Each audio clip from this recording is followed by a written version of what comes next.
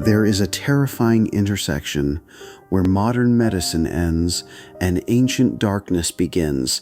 When a human mind fractures, we trust science to put the pieces back together.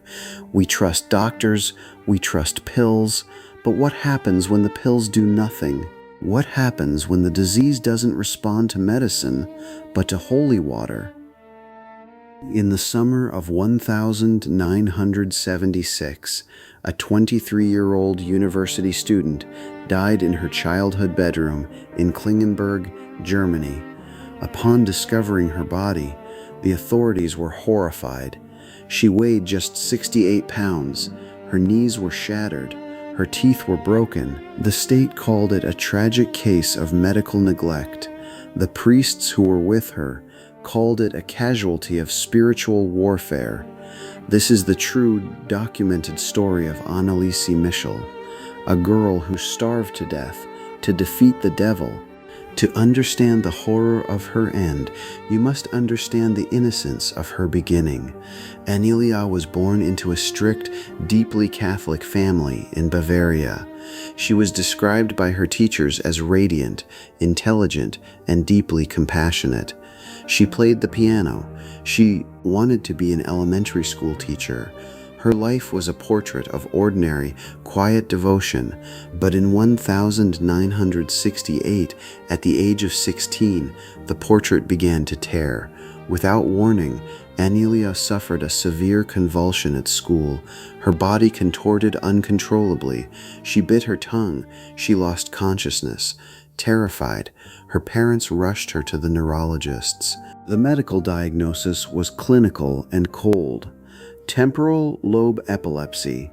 It is a neurological disorder that can cause severe seizures and, in rare cases, profound psychological disturbances. The doctors prescribed heavy anticonvulsant drugs, first Dilantin, then Tegretol, and later, a powerful antipsychotic called Alept. The family breathed a sigh of relief. Medicine had provided an answer, but the medicine didn't work. By the time Anneliese entered university in 1973, her condition had mutated into something entirely different. The seizures continued, but a new, darker symptom emerged: hallucinations. She began to tell her doctors that while she prayed, she would see massive, terrifying demonic faces, which she called Fratzen, staring at her from the walls. She reported a foul stench that followed her everywhere, a smell of burning feces and rotting meat that no one else in the room could detect. The psychiatrists increased her dosage.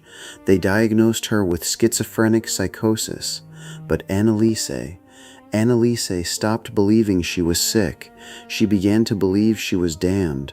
The turning point came during a religious pilgrimage to San Damiano, Italy, organized by a family friend.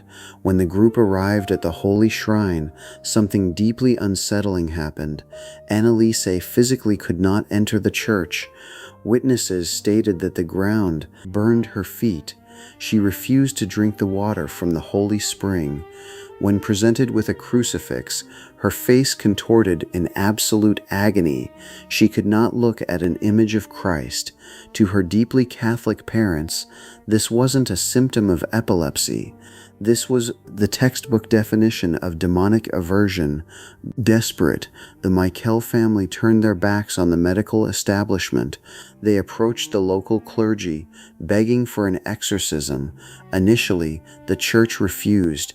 The Catholic Church is notoriously strict about authorizing exorcisms. They required proof. They demanded that all medical avenues be exhausted. But as 1974 bled into 1975, Anneliese's behavior became too violent to ignore. She stopped sleeping. She tore her clothes off her body, running naked through the freezing house. She was found eating coal from the fireplace, consuming spiders off the floor, and drinking her own urine from the floorboards. And then the voices began. In September 1975, after reviewing the horrific evidence, The Bishop of Würzburg secretly authorized the Great Exorcism under the strict guidelines of the 1614 Rituale Romanum. 2 priests were assigned to the case, Father Arnold Renz and Pastor Ernst Alt. What followed was a 10-month nightmare. Between September 1975 and June 1976, Anneliese endured 67 exorcism sessions, 1 or 2 sessions a week, sometimes lasting up to 4 hours. The priests brought in a cassette recorder to document the phenomenon. The tapes they recorded remain some of the most disturbing audio ever captured. When the priests began to pray in Latin, Anneliese would react with inhuman strength.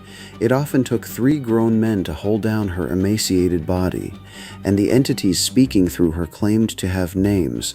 When commanded by the priests to identify themselves, the voices allegedly claimed to be Lucifer, Judas Iscariot, Nero, Cain, Adolf Hitler, and a disgraced 16th century priest named Fleischmann. They spoke with distinct personalities. They argued with each other.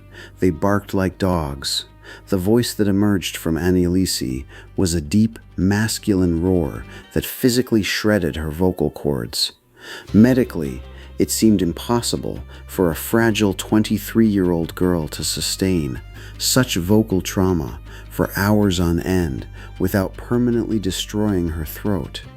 By the spring of 1976, the exorcisms had taken a devastating toll.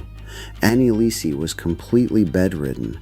She suffered from pneumonia, but the most fatal symptom was her absolute refusal to eat.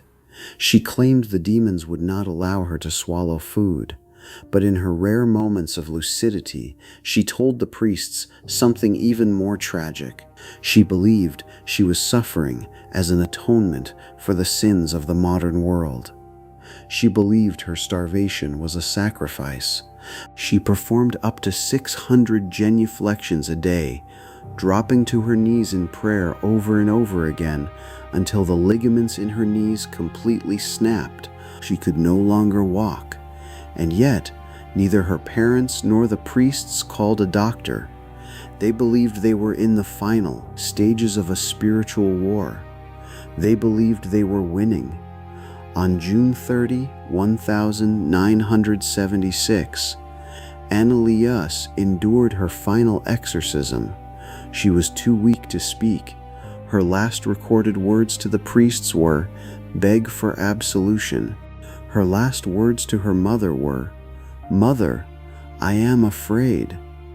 The next morning, July 1 stent, she was found dead. The German state did not view this as a holy sacrifice. They viewed it as a crime.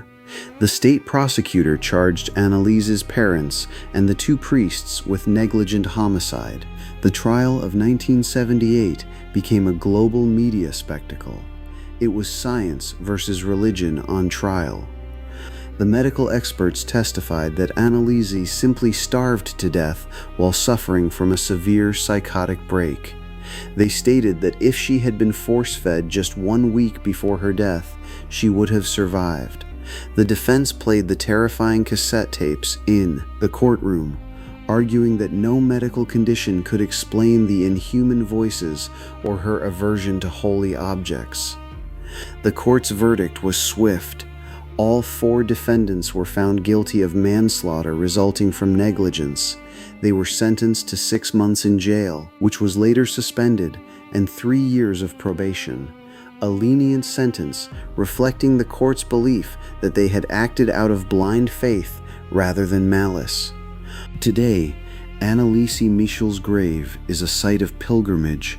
The medical community uses her story as a tragic textbook example of religious delusion preventing psychiatric care. But those who stood in that freezing bedroom, those who felt the temperature drop and heard the voices that came from the dark, they maintain that the devil walked in Bavaria.